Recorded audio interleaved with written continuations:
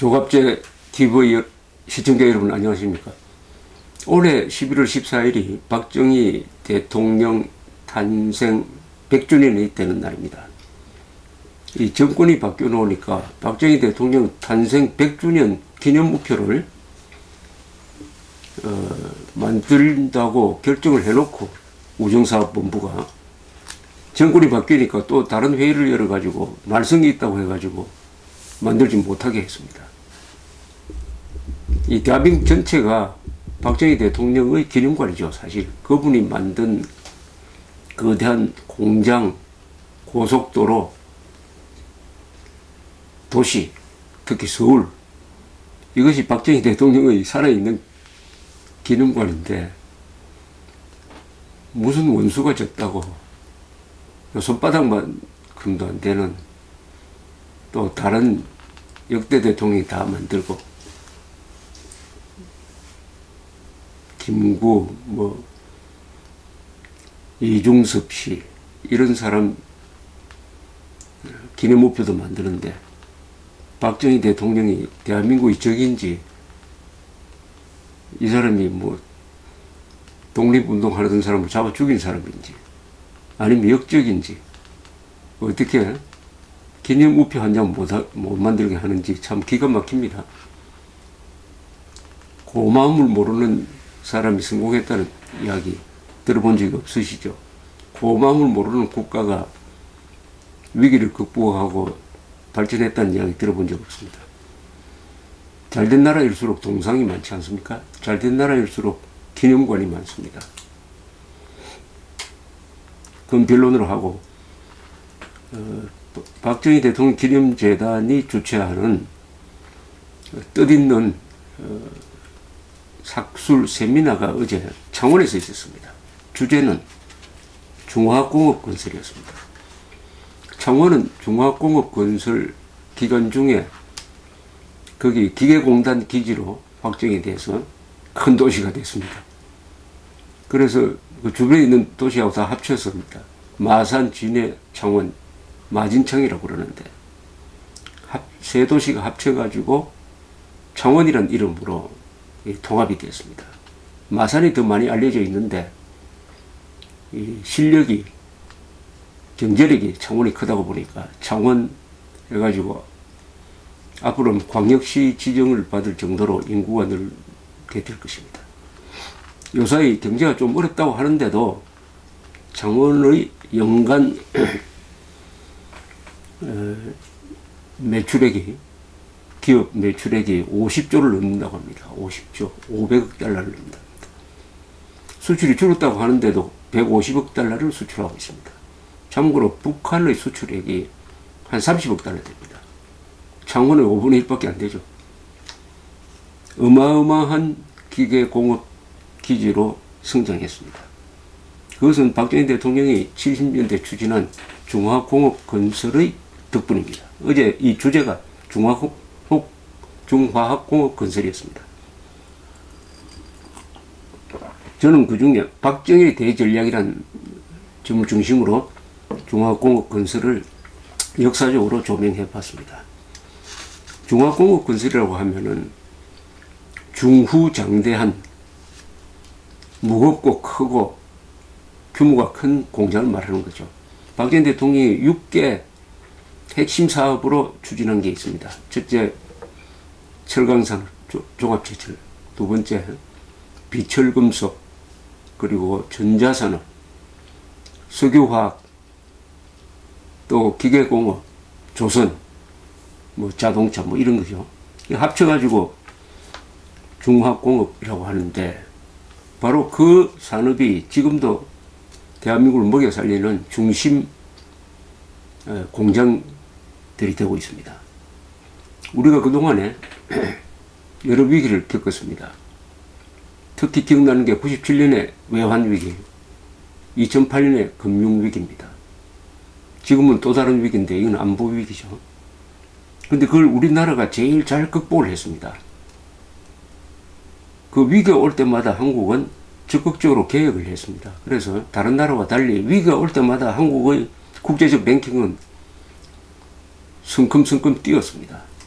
2008년 전과 후가 많이 다릅니다. 2008년 전에 국제랭킹은 한국이 뭐 20위, 규모 면에서 20위 정도였다면 그것을 슬기롭게 극복하면서 한국의 국제 경쟁력이 삶의 질에서는 세계 12등까지 올라갔고, 지금 수출 세계 6등, 무역 규모 한 7등 이렇게 되어 있습니다. 그럼 그 극복할 힘이 어디서 나왔느냐? 그게 바로 박정희 때 만든 70년대 만든 중화공업이라는 기반이 위기가 있을 때 돌파를 하도록 만듭니다. 저력이 됩니다. 무엇보다도 제조업입니다. 제조업 중에서도 세계 최신 시설, 최대 규모의 공장들을 우리는 갖고 있습니다. 그것이 위기 때 우리나라를 살릴 뿐만 아니라 한 걸음 더 다른 나라보다 더 앞서가도록 하는 저력이 되었습니다. 이번 핵 문제를 해결하는 과정에서도 70년대 박정희 대통령이 투자했던 이 중화공업의 실력이 아마 빛을 발할 가능성도 있습니다. 지금 북한에 기름을 끊는다는 것이 논의가 되어 있는데, 북한에 1년 동안 기름 소모량이 어느 정도냐면 약 150만 톤 정도로 추정됩니다. 우리나라는 얼마냐? 그 100배입니다. 100배.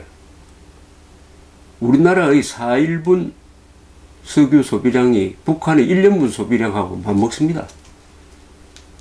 바로 중화공업의 저력이죠. 북한에는 정유공장이 자그마한 게 하나 있습니다. 우리나라에 있는 정유공장, 울산에 있는 정유공장 세계에서 단일 공장으로는 가장 큽니다. 또 우리 원자력 기술자들이 말하지 않습니까? 명령만 내리십시오. 우리는 2년 안으로 핵실험할 필요 없이 성능 좋은 원자폭탄 100개 만들 수 있습니다. 원자폭탄 만드는 기술은 원자력 발전 만드는 기술보다 훨씬 더 쉽습니다. 그분들이 그렇게 말합니다. 원자폭탄 만드는 거는 연탄 찍어내는 거하고 같다. 그 실력은 우리가 중화공업 건설에서 나왔습니다. 이 중화공업 건설이 지난 2차례 경제위기 때 나라를 구했다면 이 핵위기를 만나서 중화공업 건설로 이루어진 한국의 국력이 또 한 번 한국을 더 구할지 모릅니다. 실력이 있어야 살아나는 거 아닙니까? 그런 점에서 1970년대 박정희 대통령이 독재자라는 욕을 먹어가면서 성공시킨 이 중화공업 건설은 우리 민족사 2000년의 역사에서 가장 위대한 결단이고 가장 위대한 성취입니다. 이 7년 동안의 중화공업 건설 덕분에 대한민국은 지금 자유통일, 더 나아가서 인류국가가 될 수 있는 기반을, 경제력의 기반을 만든 것입니다. 중화공업 건설은 단순히 경제발전 정책이 아니었습니다. 중화공업 발전으로 무슨 일이 일어났느냐를 제가 한번 꼽아보겠습니다. 중화공업 발전으로 우선 좋은 직장이 생겼습니다. 좋은 직장은 어떤 데입니까? 큰 회사 아닙니까? 세계 인류 회사 아니겠습니까? 그게 일자리가 많이 생긴 거예요. 지금 울산에 가면은 근로자 1년 봉급이 1억 원 넘는 경우도 있지 않습니까? 그것은 중화공업에서 생긴 것입니다. 좋은 일자리가 생겼으니까 여기서 중산층이 커진 겁니다. 그래서 한때는 나는 중산층이라는 사람이 70%가 되었습니다. 중산층이 커지면은 그 나라는 안정이 됩니다. 중산층은 잃을 게 있는 사람들이기 때문에 이 나라는 우리나라야 라는 공동체 의식이 생깁니다. 또 중산층은 빵에 만족하지 않습니다. 자유를 원합니다. 복지를 원합니다. 예술 문화를 원합니다. 그렇게 되면은 민주화로 가게 돼 있습니다. 80년대에 민주화운동이 왕성했던 것도 1970년대의 중화공업 건설이 경제를 발전시키고 소득을 높이니까 자연스럽게 자유를 요구하는 민주화로 갈 수 있었던 것입니다. 동시에 박정희 대통령은 중화공업 건설을 한참 하는 그 가운데서 의료보험을 시작을 했습니다. 1977년 7월 1일부터.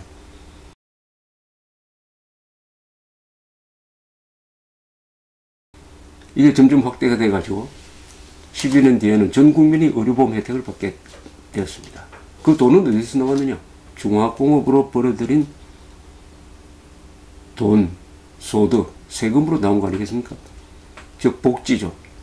중화공업 건설이 중산층을 만들고 복지를 가능하게 하고 민주화의 길을 열고 안보를 튼튼하게 하는 방위산업.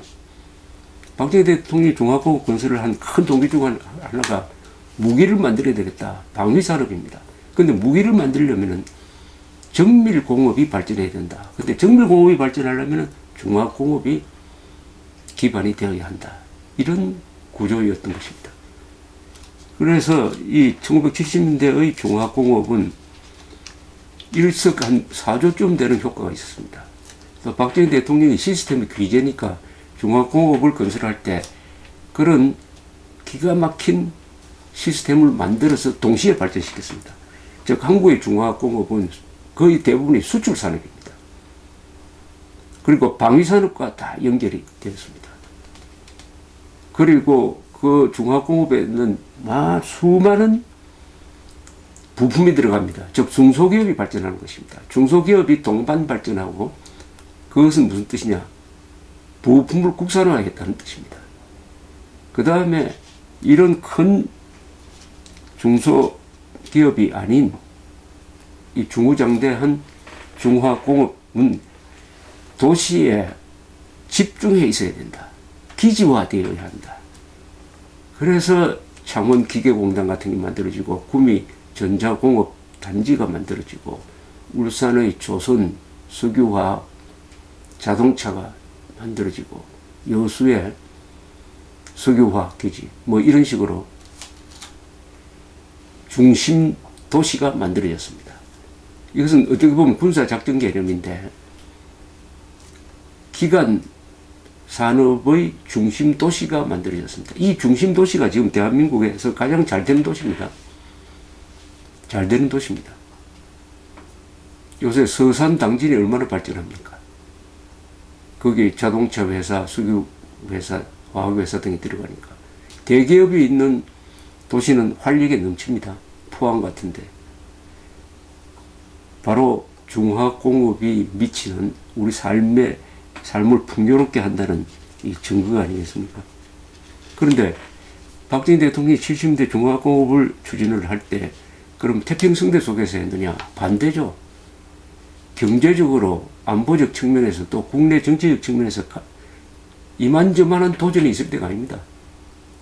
하루가 멀다 하고 사건 사고가 터지고 박정희 대통령의 생명을 위협하고 드디어 부인은 북한 간첩의 총에 맞아 죽고 하는 이런 걸 거치면서 해낸 겁니다. 7년 동안. 이 시기는 무엇보다도 세계 경제적으로는 두 차례 오일 쇼크가 있습니다. 1973년 제4차 중동전쟁을 계기로 해가지고 산유국들이 석유값을 막 올렸습니다. 넉 달 사이에 배럴당 2달러 하던 게 10달러가 됐습니다. 우리는 석유를 전부 다 수입하는 나라였어요. 더구나 중화공업을 시작한다고 막 일을 벌려놓은 순간이었습니다. 돈이 가장 많이 들어가는 중화공업 건설입니다. 그러나 박정희 대통령은 밀어붙였습니다. 이게 결과적으로는 우리의 복이었습니다. 석유 위기가 오니까 다른 나라는 중화공업 건설을 다 중단시켜버렸습니다. 우리나라만이 70년대 중화공업 건설에 투자를 하니까 자연스럽게 최신 시설을 갖게 되고 공장 만드는데 돈이 적게 들었습니다. 이렇게 해서 가격 경쟁력이 생긴 것이죠. 질적 경쟁력이 생긴 것이죠.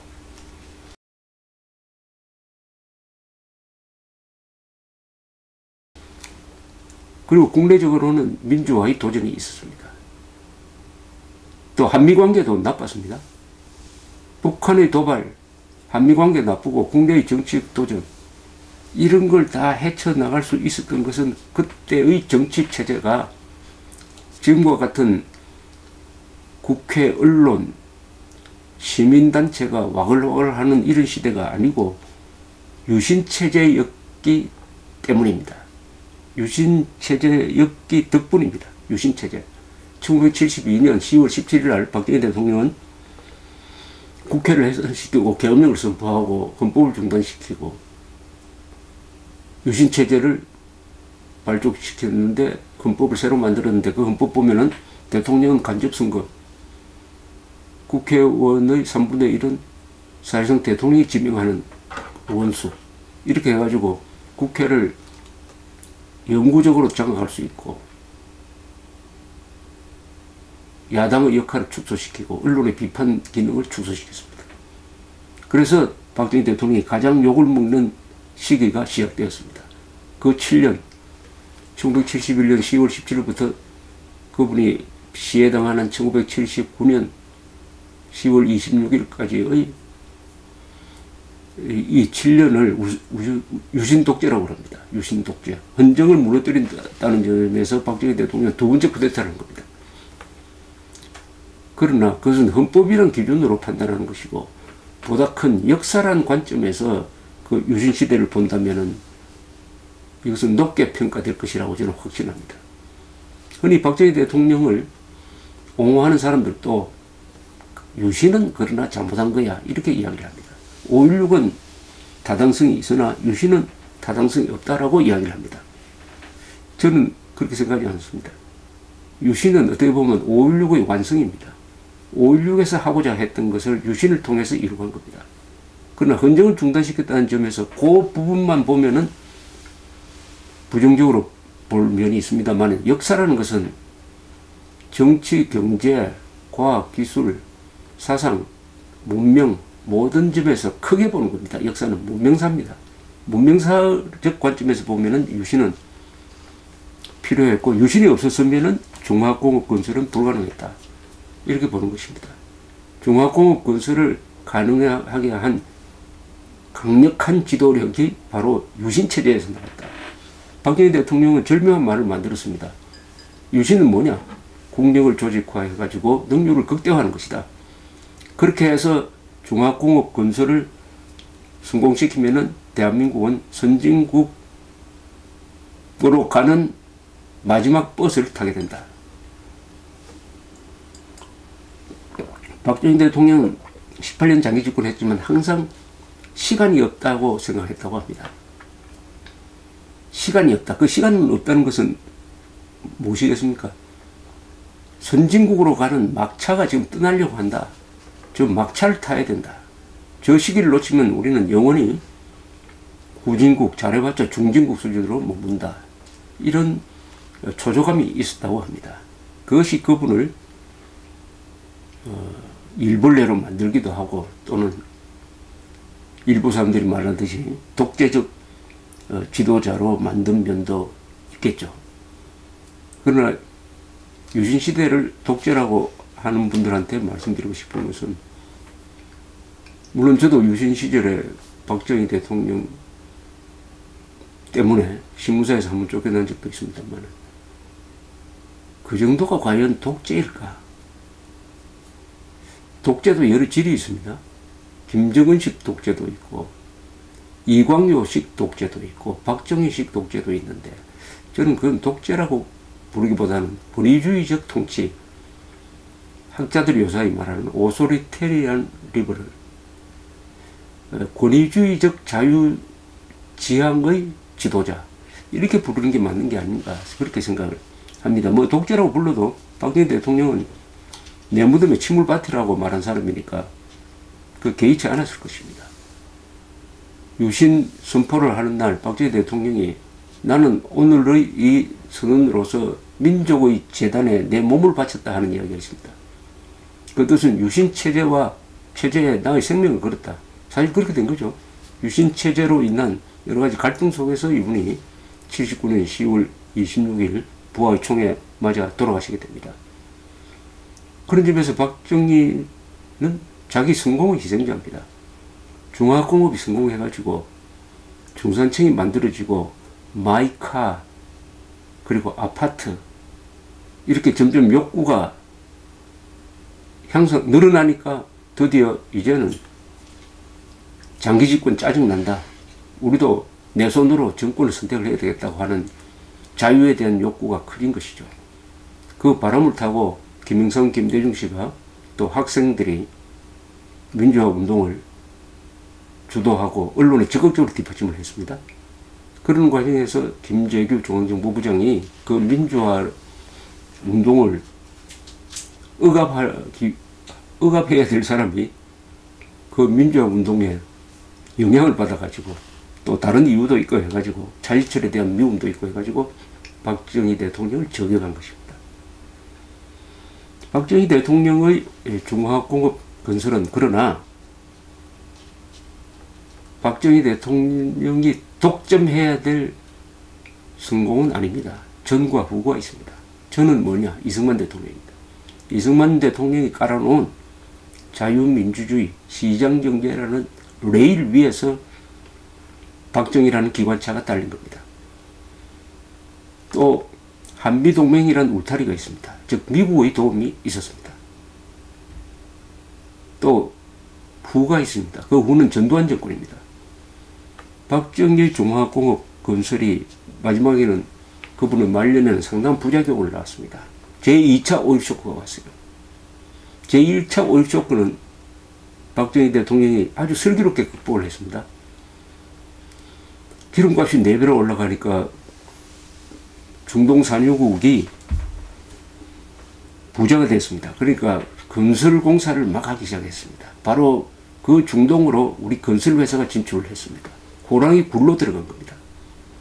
거기서 한 30만 명이 열심히 일을 해가지고 어떤 분들은 뭐 대부분이 한 분 나가면 2, 3년 동안 고향에 한 번도 돌아오지 못하고 제 두 번째 군대 생활하는 셈 치고 열심히 일해가지고 중동에서 달러를 벌어들여가지고 7년에 가면 중동에서 번 달러로서 중동에서 기름을 사고도 조금 남을 정도가 되었습니다. 그리고 농촌에서 새마을 운동을 했습니다. 박정희 대통령은 중화공업을 기둥으로 해가지고 가지를 막 펼쳤습니다. 이렇게 해서 극복을 하는데, 그러나 79년에 이란에서 호메이니가 집권하는 팔레비 왕이 정권이 무너지는 그 이란 혁명의 여파는 한국에 심하게 몰려왔습니다. 석유값이 2배로 뛰었습니다. 그때 중화공업에 너무 많은 투자를 했습니다.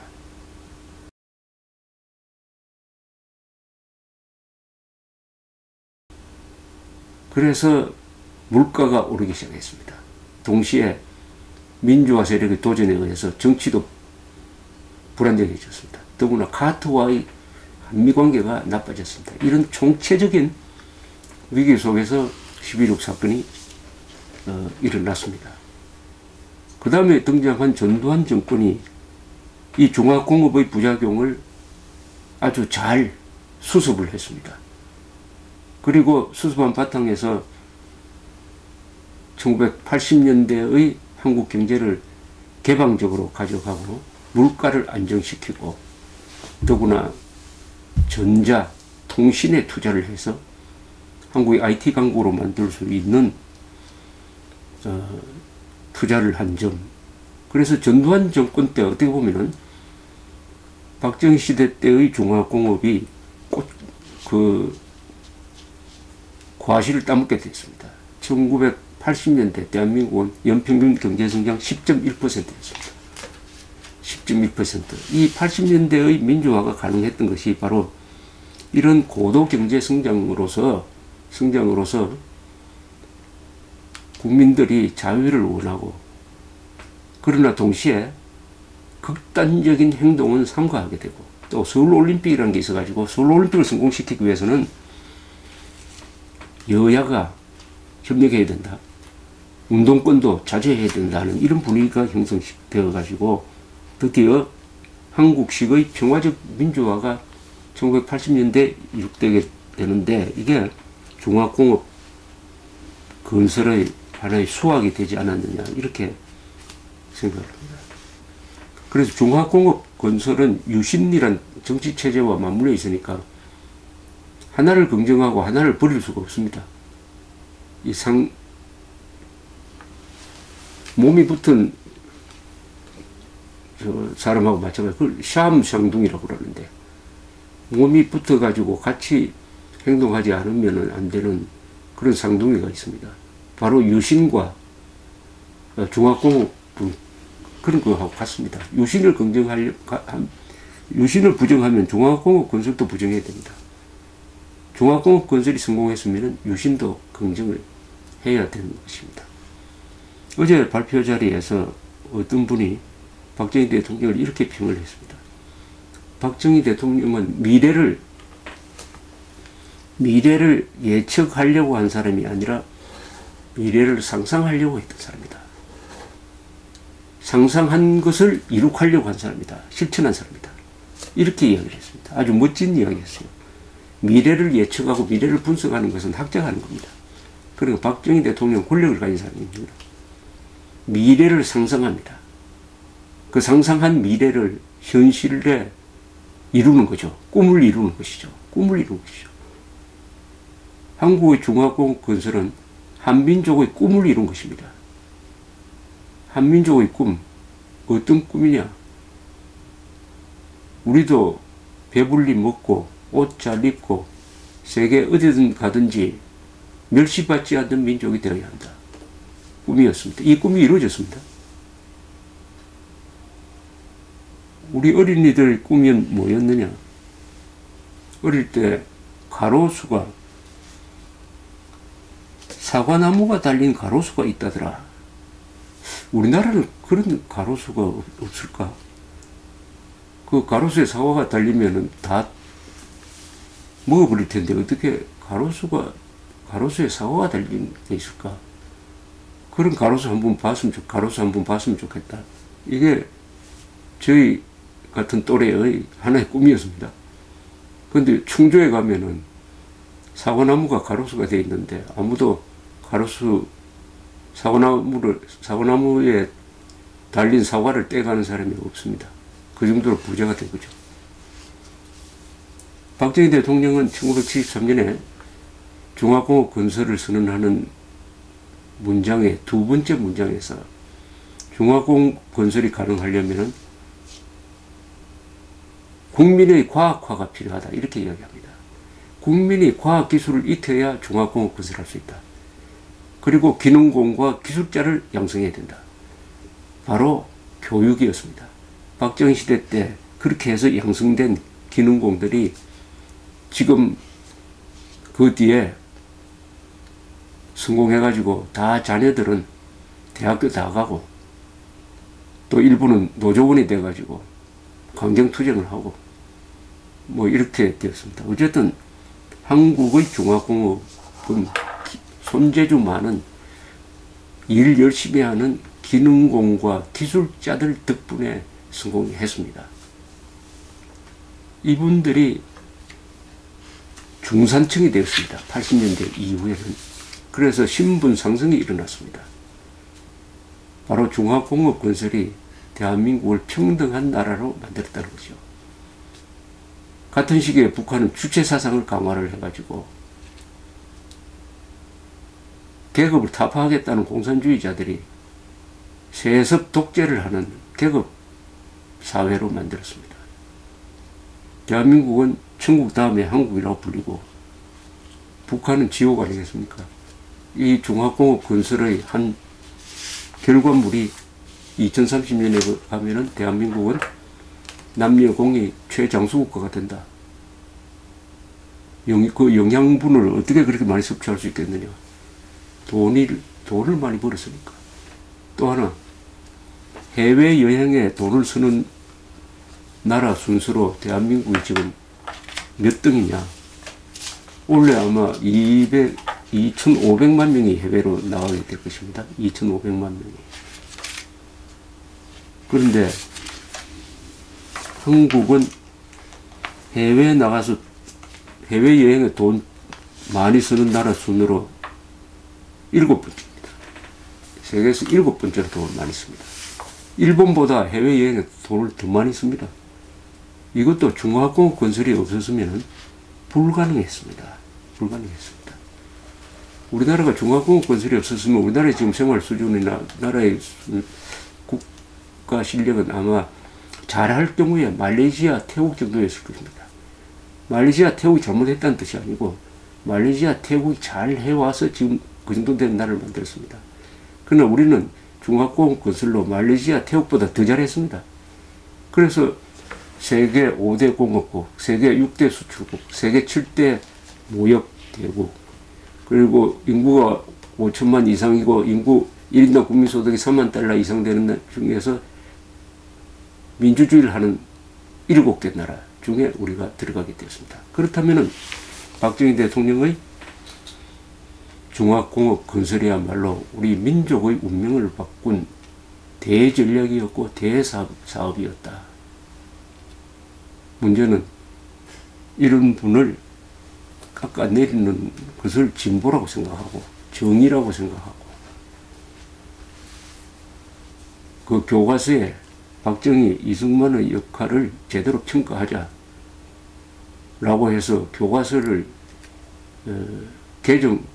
국정교과서를 만들어가서 그 나쁜 교과서를 바꾸려고 한 것을 적폐다 라고 생각하는 세력이 지금 한국 사회의 주도권을 잡았다.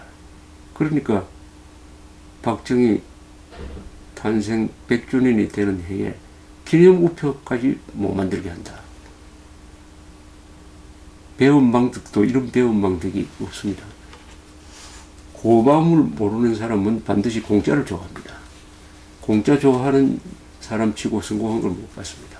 그러나 어제 창원에 모였던 분들은 그래도 고마움을 아는 분들이었습니다.